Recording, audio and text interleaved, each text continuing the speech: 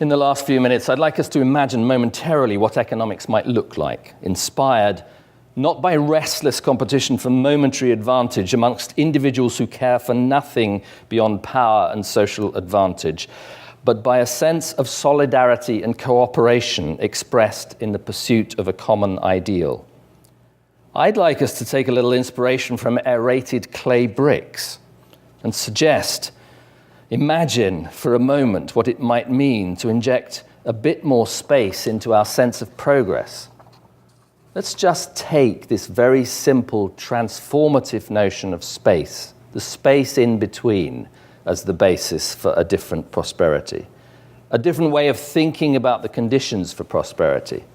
And instead of dividing up the world with stuff, filling up the world around us with endless consumer products, all aimed at connecting us to other people, begin to ask, actually, whether space itself could do some of that job for us. Public space, social space, museums, parks, libraries, town squares, community halls, quiet centers, communal gardens, public buildings, sites for the cultivation of a common citizenship. What if it's not about the buildings themselves or the material fabric of the buildings, but about the spaces in between, the places where we can connect with each other, encounter one another, connect to our past, contemplate our future, the places where we can acquire enough of a sense of a shared life that we can meaningfully think of one another as engaged in a common endeavor, in Michael Sandel's evocative phraseology. What if public space, instead of being a second-class safety net for those without private affluence, became instead the common means to a less materialistic and a more meaningful way of participating in the life of society? Admittedly, a prosperity of space cannot do away with the fundamental building blocks of economics. Enterprise, investment, money are all still needed. But each of these changes in the light of our new vision. The underlying concept of enterprise is no longer the pursuit of individual profit through the throughput of material goods at the expense of both people and planet, but rather of human beings working in the service of other human beings to contribute collectively to human well-being. We need nutrition, of course, shelter, certainly, but beyond these material needs, the services of health and education and social care, of renovation and refurbishment, of leisure and recreation, the refurbishment of public spaces, the maintenance of parks and gardens, the restoration of wetlands and habitats. These service-based activities are not only lighter in environmental terms than the crowded materialism of the consumer economy. Perhaps equally importantly, they are rich in jobs. In fact, in the service-based economy, we arrive at a place where the logic of productivity begins to break down, and in doing so allows us to escape from the crippling imperative for growth. We already saw how productivity is a double-edged sword at best when it comes to the modern economy. But consider for a moment how the unswerving insistence on productivity growth also undermines the value of service. An increasingly productive public transit system, for example, is an increasingly crowded one, in which space itself is eroded, in which the quality of individual travel experience progressively declines. A productive education system is one in which the lives of our teachers are made ever more stressful and the quality of the teaching experience for our kids is threatened. A productive health system has our doctors seeing more and more patients every hour, our nurses rushing from bed to bed, and our care workers stressed and burned out from client overload.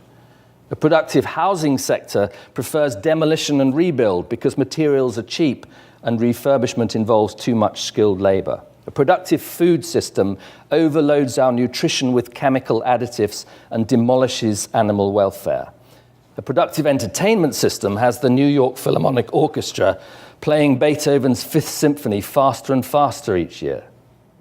Mad, though this last example seems to be, there is amazingly historical evidence that modern renditions of classical pieces are in fact faster than contemporaneous performances.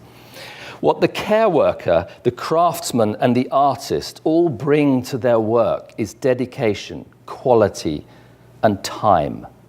Continually to chase this quality out of human work is to miss the point entirely. We benefit, both as workers and as consumers, from the time and the devotion we spend in each other's service. And this simple understanding has gone missing from modern capitalism, but it returns to the fore in the context of a service-based economy.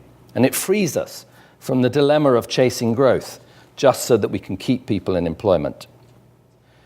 What we need is a more considered pattern of financial allocation, a vision of slow, patient capital markets, investing not in a casino economy, not in the slavery of children, not in the degradation of ecosystems, but in low-carbon technologies and infrastructures, in resource productivity, in developing those services that support well-being, in renovating community spaces, in rejuvenating agricultural lands, in maintaining wetlands and grasslands and forests, in protecting the habitats of other species. Investment as a means of building and maintaining the assets on which we and our own future depend.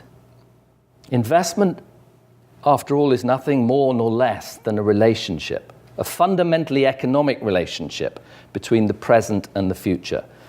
And it's time for that relationship to reflect, to reclaim the idea of prosperity as hope.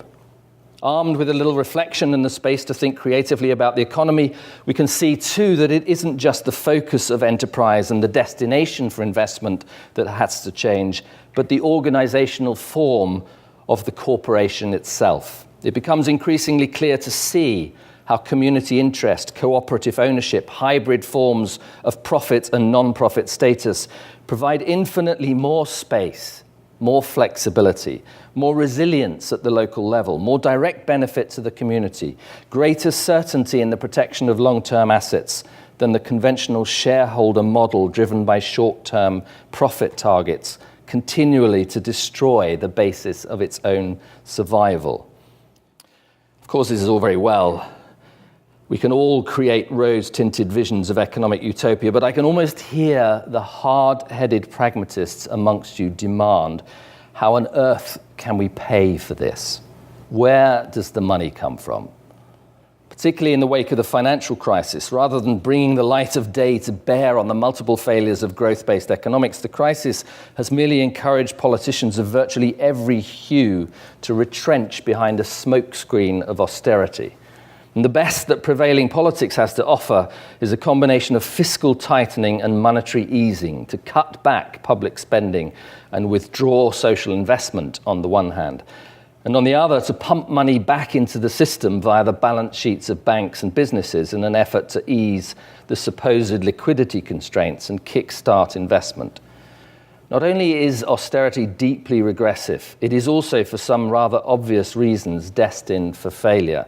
In Richard Koo's persuasive account of Japan's lost decade, the nature of a balance sheet recession is fundamentally different from other recessions driven by rising resource prices or declining consumer confidence. In these circumstances, reducing the interest rate or introducing fiscal stimulus might be expected to do the trick. But when balance sheets are as far underwater as they were in Japan when the technology bubble burst in 1990, or as they were in the US and Europe when the housing bubble burst in 2007 and 8, monetary easing just doesn't have that kind of pulling power.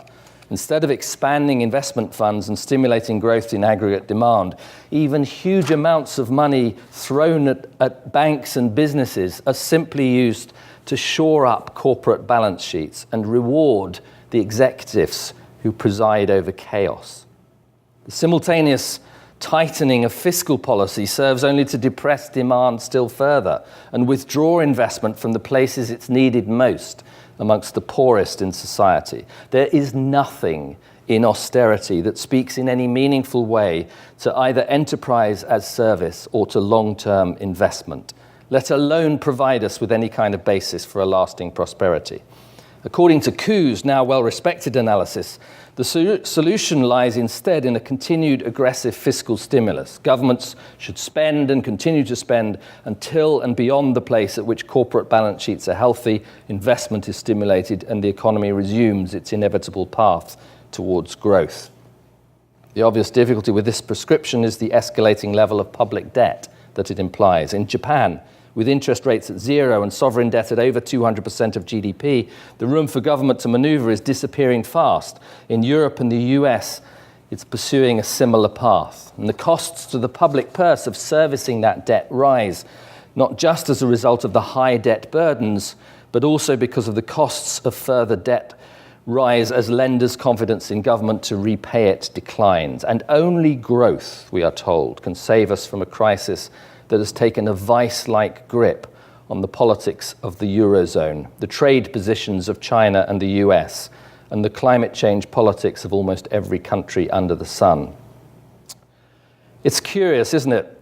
At the very point at which the failures of the economic model became more apparent than at any time in history, it transpires that only growth can save us from the mess we got ourselves into by chasing relentlessly after growth in the first place.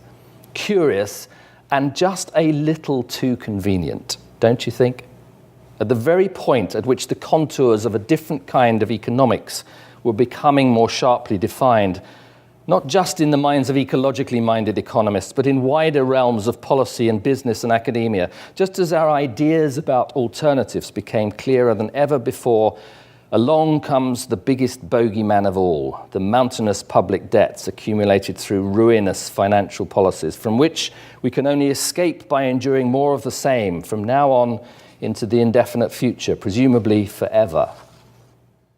So let's suppose, to wind up in a spirit of momentary, counter-cyclical freedom from care, that just for the sake of argument, the debt crisis could be resolved with the wave of a wand, at the stroke of a pen, a keystroke on a keyboard.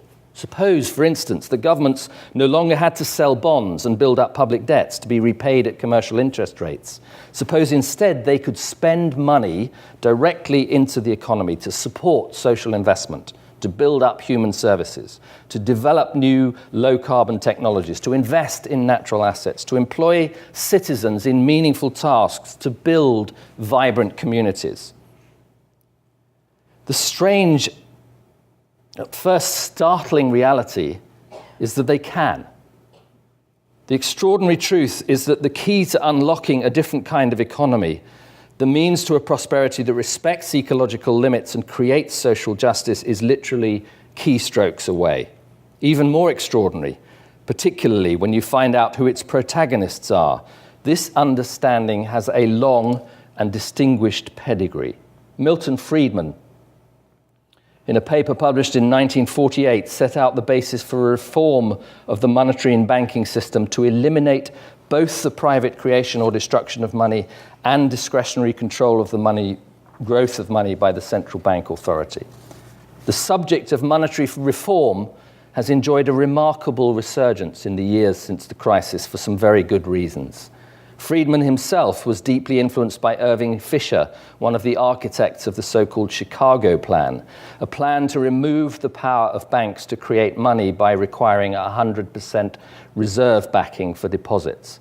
The Chicago Plan received a surprising recent report from yet another unlikely ally to the cause of a better prosperity. This working paper from the International Monetary Fund, those angels of the green economy, revisited the Chicago Plan and showed how it could control credit cycles, eliminate bank runs, and dramatically reduce both government and private debt.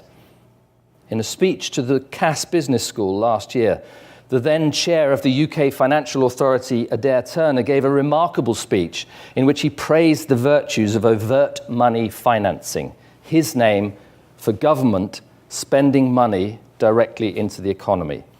He regarded it as a vital instrument in tackling the deflationary headwinds caused by the crisis. What transpires from all of this, in fact, is that the biggest social injustice of all is the one in which a minority of individuals reap private benefits from the creation of money itself. the seigniorage that flows from the power to create money is essentially a public good. If it belongs to anyone, it belongs to the nation as a whole.